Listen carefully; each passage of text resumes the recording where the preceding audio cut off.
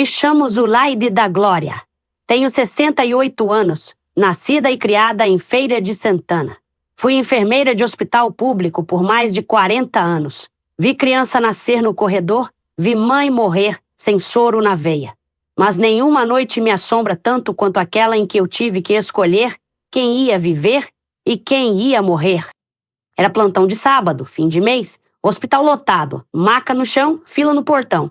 Criança chorando, gente gemendo pelos corredores e eu com os pés doendo dentro da sandália velha, o avental sujo de sangue seco e café derramado.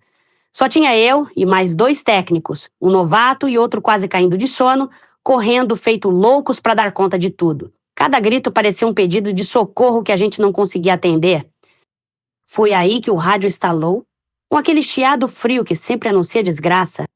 Chegando 2 feridos em estado grave. Um é o pastor Elias, alvejado em assalto. O outro é um dos suspeitos, também baleado. O sangue gelou. Eu senti como se o tempo tivesse parado por um segundo. Olhei para o relógio, 22h42, e pensei, meu Deus, justo ele. Pastor Elias era mais que conhecido ali. Era homem de fé firme, presença em todos os leitos. Já tinha me abraçado em oração quando minha filha foi internada anos atrás. E agora, vinha em maca, sangrando, vítima de violência, como tantos que a gente já viu naquele hospital. Mas o outro era o suposto bandido. Jovem, diziam. Tinha tentado assaltar a igreja, puxado arma, disparado. Também estava vindo. Também estava sangrando. E ali, antes mesmo deles chegarem, eu já sabia. Alguém ia ter que decidir. E essa escolha eu nunca mais ia esquecer.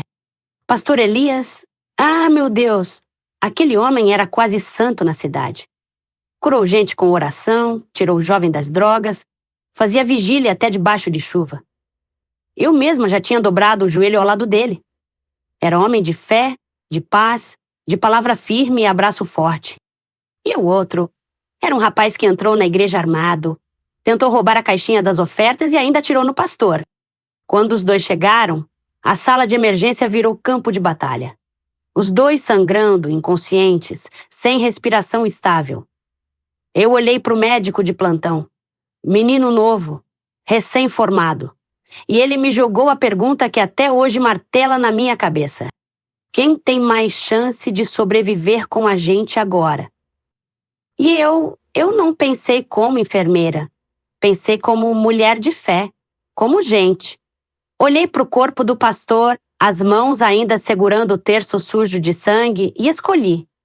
Peguei o desfibrilador, peguei o oxigênio e deixei o outro esperando. Se essa história te fez sentir alguma coisa, se já se pegou entre a cruz e a espada, deixa seu like, minha filha, se inscreve no canal, ativa o sininho. Essas histórias precisam ser contadas, porque a vida real não tem manual. E se lembrou de alguém com isso, compartilhe esse vídeo. Às vezes, o que pesa no peito da gente também mora no peito do outro. Porque naquela noite, quando eu voltei para ver o outro rapaz, era tarde demais. E ele morreu com os olhos abertos, me olhando. E o que ele disse antes de apagar nunca mais saiu da minha cabeça. O outro rapaz, o suposto assaltante, ainda respirava fraco quando voltei para a sala. Ele estava pálido, o corpo mole, mas os olhos estavam abertos, fixos em mim. Eu nunca vou esquecer aquele olhar. Me aproximei com pressa, tentando estancar o sangramento, chamando pelo nome que ninguém sabia, e foi aí que ele falou, bem baixinho. Moça, me ajuda? A voz dele era de menino, de medo, de arrependimento, talvez, ou de desespero puro. Eu fiquei paralisada. A mão dele agarrou meu braço, com força, os dedos tremendo, e ele sussurrou. Será que Deus ainda me perdoa? Ali, naquele instante, o mundo parou. Ele não queria saber se ia viver. Queria saber se ainda podia ser salvo. E eu, que tinha acabado de escolher o outro, só consegui olhar para ele com os olhos cheios d'água e dizer: Eu não sou Deus, meu filho, mas reza, reza com tudo que te resta. Minutos depois, ele parou de respirar. Eu estava com a mão dele na minha, suada, fria, tremendo.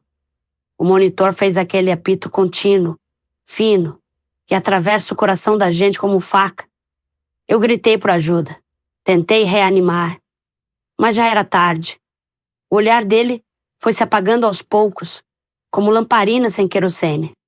E eu fiquei ali parada, com a alma quebrada e a consciência me devorando viva. Eu segurei a mão dele até o fim. Apertei com força, como se aquele gesto pudesse trazer de volta o tempo. Mas não trouxe. Nada traz. O que me corrói, o que me rói por dentro como ferrugem na alma, é que talvez ele não precisasse ter ido. Talvez, se eu tivesse escolhido diferente, se tivesse agido como enfermeira e não como juíza da alma alheia, talvez ele tivesse tido mais um dia de vida, uma chance de pedir perdão, de se explicar, de recomeçar. Mas eu tirei isso dele, com a minha escolha, com o meu silêncio. O pastor Elias sobreviveu. Graças a Deus, ficou meses em recuperação, teve que reaprender a andar, a falar com clareza. E quando voltou para a igreja, a cidade toda fez festa. Teve oração, louvor, fogos. O povo dizia que era milagre. E numa noite de culto lotado, ele me chamou no altar, na frente de todo mundo, com o microfone na mão. Olhou para mim com os olhos cheios d'água e disse: "Essa mulher aqui salvou minha vida. É um anjo do Senhor." Todo mundo aplaudiu, chorou, gritou: "Glória!" Me abraçaram, me deram flores, me chamaram de guerreira da fé. Mas eu só vi aquele outro olhar, aquele olhar de menino assustado, aquele pedido de socorro que ninguém ouviu, que eu não quis ouvir. Naquele instante, com todo mundo me exaltando, eu só pensava: e se fosse Deus disfarçado naquele corpo caído? E se era eu quem estava sendo testada? E desde então, cada vez que alguém me chama de santa, de serva, de mulher de Deus, eu abaixo a cabeça, porque dentro de mim tem um grito preso, um nome sem lápide, uma alma que talvez tivesse sido salva se eu não tivesse escolhido salvar outra. E desde aquele dia, eu rezo por duas almas, a dele e a minha. Porque fé nenhuma vale se a gente usa para julgar quem merece viver ou morrer. E você, já teve que fazer uma escolha assim? Já julgou alguém só pelo que ouviu dizer? Conta pra mim aqui nos comentários. Não guarda isso só pra você. Tem mais histórias como essa aqui no canal, viu? Gente simples com ferida grande. Porque por mais que eu lave minhas mãos 1000 vezes, o sangue daquela escolha ainda tá aqui. E eu sigo perguntando a Deus, toda noite: será que ele me perdoou?